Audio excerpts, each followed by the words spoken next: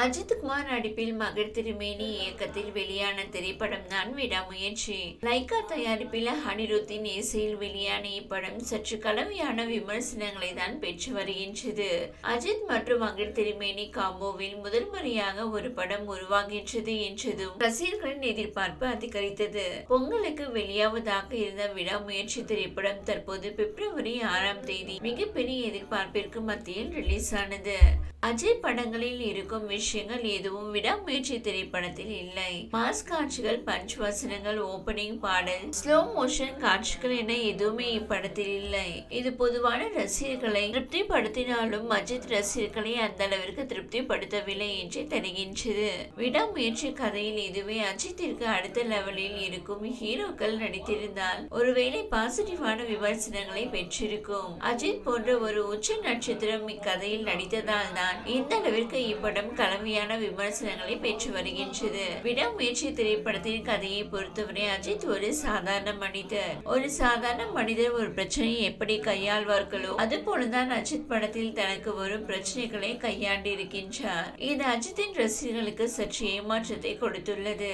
படத்தில் அஜித்தை மற்றவர்கள் அடிப்பதையும் கிண்டல் செய்வதையும் பார்த்து அவரது ரசிகர்களால் தாங்கிக் கொள்ள முடியவில்லை. அதே சமயம் பொதுவான ரசிகர்கள் விடாமுயற்சி படத்திற்கு பாசிட்டிவான விமர்சனங்களை வழங்கி வருகின்றனர். இப்படம் வெளியான முதல் நாளில் படத்திற்கு சற்று கலவையான விமர்சனங்கள் தான் வந்தது. அதன் பிறகு 2வது மற்றும் 3வது நாட்களில் இப்படத்திற்கு பாசிட்டிவ் விமர்சனங்கள் வர துவங்கின. படம் பார்த்த அனைவரும் ஏன் இப்படத்திற்கு இந்த அளவுக்கு நெகட்டிவ் விமர்சனங்கள் வருகின்றது என புரியவில்லை. படம் நன்றாக தான் இருக்கு என்கின்றனர். இந்நிலையில் இப்படம் வெளியாகிய 5 நாட்களுக்கு மேலான நிலையில் இப்படம் வெற்றியா தோல்வியா என்பது குறித்த தகவல் கிடைத்துள்ளது. விடாமுயற்சி திரைப்படத்திற்கு எதிர்பார்த்த வசூல் இல்லை என்றாலும் தயாரிப்பு நிறுவனத்திற்கு இப்படம் லாபகரமான படமாகவே அமைந்துள்ளது. மேலும் படம் வெளியான பிறகு மகள் திருமேனி கொடுத்த பேட்டியில் விடாமுயற்சி ரிலீஸுக்கு பிறகு அனைவரும் மகிழ்ச்சியாக உள்ளோம். அஜய் சார் சந்தோஷமாக உள்ளார். தயாரிப்பு நிறுவனம் சந்தோஷமாக உள்ளது. ஒரு இயக்குநராக எனக்கு மகிழ்ச்சியை கொடுத்துள்ளது. அதே போல ரசிகர்களும் இப்படத்தினால் சந்தோஷமாக இருக்கின்றனர் என்றார். இதன் மூலம் விடாமுயற்சி திரைப்படம் ஒரு வெற்றி படமாக அமைந்துள்ளது என நாம் எடுத்துக்கொள்ளலாம். என்னதான் ஒரு சில கலவையான விமர்சனங்களை இப்படம் பெற்றாலும் ஒட்டுமொத்தமாக பார்க்கும் போது இது போன்ற கதைக்கும் கதாபாத்திரத்திற்கும் முக்கியத்துவம் கொடுக்கும் படத்தில் அஜித் நடித்திருப்பது அனைவராலும் பாராட்டப்படுகிறது. வழக்கமான கமர்ஷியல் படங்களோடு அவ்வப்போது பெரிய ஹீரோக்கள் இது போன்ற கதைகளை தேர்ந்தெடுத்து நடிக்க வேண்டும் என்று ரசிகர்கள் கூறி வருகின்றனர். மறுபக்கம் அஜித் இந்த ரோலில் நடித்திருக்க வேண்டுமா என்ற விவாதம் போய்கொண்டிருக்கிறது.